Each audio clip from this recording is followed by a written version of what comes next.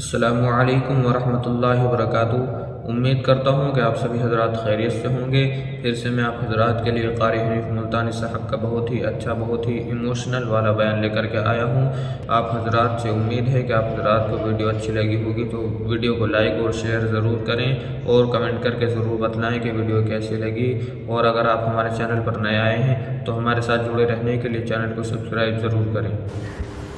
شب قدر والی رات میں آسمان سے فرشتوں کی قطار اترتی ہے، لگاتار فرشتے اترتے ہیں، جبریل امین تشریف لاتے ہیں، حکم ہوتا جبریل جاؤ مقبول ترین فرشتوں کو لے جاؤ، اس رات میں جو ہاتھ دعا کے لیے اٹھے ہوئے ہوں ان ہاتھوں سے جا کر مصافحہ کرو۔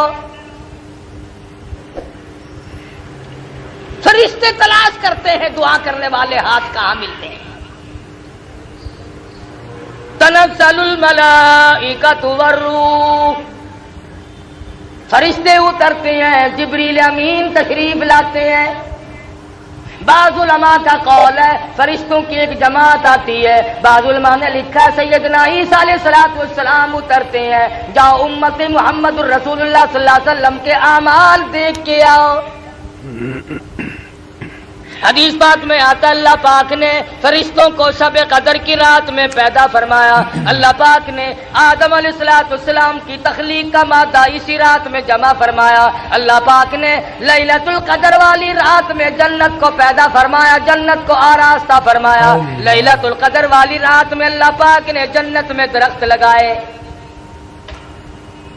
سیدنا عیسیٰ علیہ السلام کو آسمانوں پہ اسی رات میں اٹھایا گیا۔ اور لوگوں زندگی میں وہ راتیں پھر آ پہنچی، آؤ مانگو جس نے مانگنا ہے، کہیں ایسا نہ ہو سر بسجود ہوں مگر عزم میں پختگی نہیں، اور قائل بندگی تو ہوں قابل بندگی نہیں۔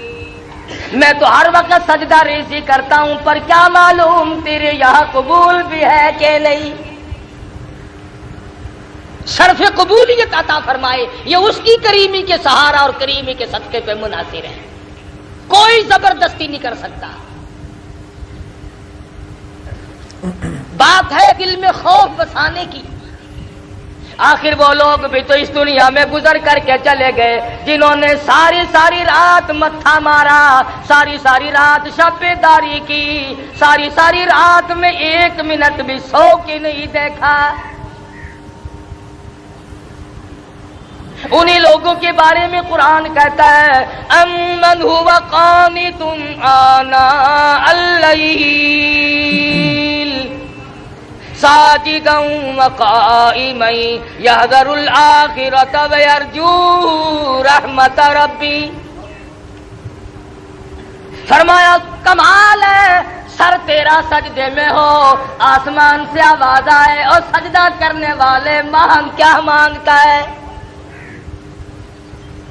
لطف آ جائے، مزہ آ جاتا ہے، ایسا سجدہ کر جیسا سجدہ محمد مدنی صلی اللہ علیہ وسلم نے کیا۔ رو رو کے ساری رات سجدے میں گزار دی، بیت گئی رات۔ اور اسی لیے کہتا ہے کہ ہر آدمی پچھلی رات کی عبادت کو بڑا خاص دخل ہے۔ آدمی کی زبان ہو، خدا کا قرآن ہو، دل میں اللہ میاں کا دیا ہوا سوز و گداز ہو، خدا کی قسم تلاوت کرے، یوں معلوم ہوتا ہے کہ آسمانوں کے اوپر اڑ رہا۔ بات ہے دل میں خوف بسانے کی۔ یہ دن پھر شاید کس کو آئیں گے، آؤ اپنے گناہوں کی معافی مانگو۔ 11 مہینے جو گناہوں کے پہاڑ لگا دیے، دریا بہا دیے، زمین و آسمان کا خلا پر کر دیا، آج آنسو بہا کر اللہ کے حضور میں معافی مانگنے کا وقت آ گیا۔ ہم اپنی غلطی ماننے کو تیار نہیں۔ اگر کسی کو یوں کہہ دیں آپ کے روزہ نہیں رکھا، وہ بدماش آگے سے اکڑتا ہے، بکواس کرتا ہے۔ اسلام میں حکومت ہو، بکنے والے کا قتل کرنے کا حکم ہے، بادشاہ قتل کرے۔ کہ وہ شاعر اسلام کو بھونکتا کیوں ہے؟ مگر آپ گریز کریں، ایسے آدمی سے بات نہ کریں جو دین کی پرواہ نہ کرتا ہو۔ نام کے مسلمان بنے پھرتے ہو، کام کے مسلمان قبروں میں چلے گئے۔ آج تمہیں محمد مصطفیٰ صلی اللہ علیہ وسلم کی شکل سے پیار نہیں، صورت سے انس نہیں، فلمی ایکٹروں فلمی ایکٹریسوں کی صورتوں کو تلاش کرتے ہو، بال ان کے ساتھ ملاتے ہو، شکل ملاتے ہو، کپڑے ملاتے ہو۔ تم نے کبھی یہ بھی سوچا کہ قیامت کے دن میں شہنشاہ کائنات کے دربار میں یہ منہ لے کر کیسے جاؤں گا؟ کیسے جاؤں؟ صحابہ کرام رضوان اللہ تعالی علیہ مجمعین میں سے جس سے غلطی ہوئی فوراً رجوع کیا۔ ماعز سلمی رضی اللہ تعالیٰ عنہ صحابی ہے، گناہ ہو گیا، زنا ہو گیا، خطا کر بیٹھا، کسی نے دیکھا نہیں، کسی نے پکڑا نہیں، کسی نے غیبت نہیں کی، شکایت نہیں ہوئی، گرفتاری کے وارنٹ نہیں آئے، گورنمنٹ محمد مصطفیٰ صلی اللہ علیہ وسلم کی پکڑ کر نہیں لے گئی،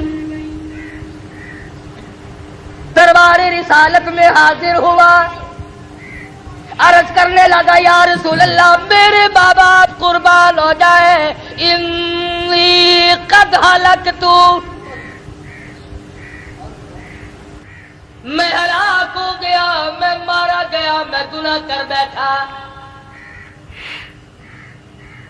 محمد مدنی صلی اللہ علیہ وسلم نے اس کی طرف سے رخ پھیر لیا، شاید جذبات میں آ کر کوئی بات کرتا ہو، وہ دوسری طرف آ کھڑا ہوا، پھر حضور نے اس طرف سے منہ پھیر لیا، پھر وہ اس طرف آ کے کھڑا ہو گیا، پھر حضور نے پوچھا خواب کی بات تو نہیں؟ کہنے لگا نہیں نہیں، بیداری میں زندگی میں مجھ سے گناہ ہو گیا، اور اللہ کے پاک پیغمبر میں گناہگار ہوں، میرے منحوس قدم اللہ کی پاک زمین پہ نہیں گرنے چاہیے۔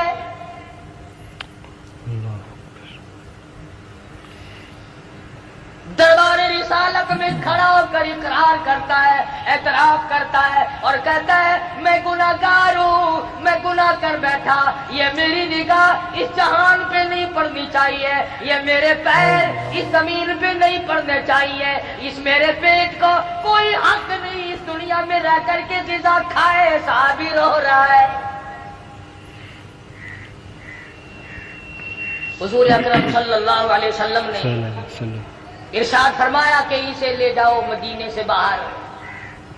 کون سا مدینہ؟ خدا کی قسم جہاں کی ہوا نرالی ہے، جہاں کی شان نرالی ہے، عظمتیں نرالی ہیں، کیا کہنا اس مدینہ کا جہاں آقا دو عالم کا بسیرا ہو صلی اللہ علیہ وسلم۔ وہاں کی ہر چیز نرالی، عظمتوں سے بھرپور، جہاں پر آج تک اس گئے گزرے دور میں، اس گئے گزرے وقت میں اب تک یہ حالات ہے۔ مولانا قاضی احسان احمد شجاع باغی صاحب قید رحمۃ اللہ علیہ فرماتے تھے کہ ہم نے بیٹھ کر کے کھانا کھایا، ہم نے ہڈی چوس کے پھینکی تو ایک بدو کے چھوٹے سے بچے نے اٹھا کر چوسنی شروع کر دی، ہمیں ترس آیا، ہم نے پاس بٹھایا، کھانا کھلایا، اور بعد میں ہم نے کہا بیٹا ہمارے ساتھ پاکستان چلو، ہم تجھے روٹی بھی کھلائیں گے، کپڑا بھی پہنائیں گے، شادی بھی کریں گے، مکان بھی دیں گے۔ اس بچے نے کہا سب کچھ دو گے؟ کہ ہاں۔ کہ تمہارے یہاں سب کچھ ملتا ہے؟ کہ ہاں۔ معصوم بچہ کہتا ہے قائد صاحب کی طرف اشارہ کر کے کہ اچھا سب کچھ ملے گا؟ کہ ہاں سب کچھ ملے گا۔ کیا تمہارے ملک میں یہ گنبد خضرا بھی ہے؟